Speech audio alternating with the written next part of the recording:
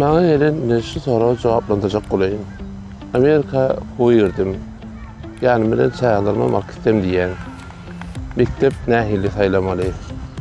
Amerika'da mektep sayılacak olsam, ilki şehrin saylamalı.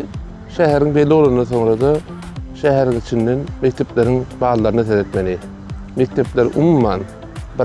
6. kata başlangıç, 7-8 orta mektep, 9-12'de yukarı mekteplik diye yani bizim sistemimizde orta mektep oluyor. Şuna göre mektepler 3 gruba ayrılıyor. Umuman alanda. Senin çağın haysi grubu değişli. Belki her gruptan olmalıdır.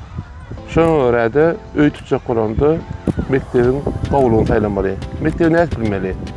Umuman alanda birden 10-50 her mektebin bağlı oluyor. 7, 8, 9, 10 olsa iyi qov mektep demektir.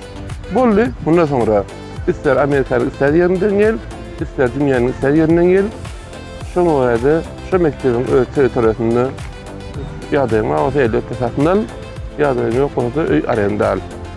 Şu arenda şartlaması bilen Amerika gelmeden hem eğer Amerika gelmeden arenda şartlamasını başarsan arenda şartlaması bilen Amerika gelmeden hem çağlarını mektebe yazırıp bolýar.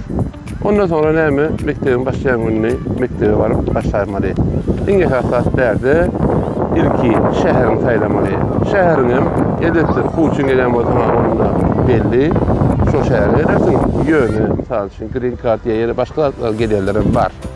Onlar ortada şuna göre de hay şehirde yaşamak isteyen olsa şu şehir saylayalı, şu şehrin içinden mektebi saylayalı.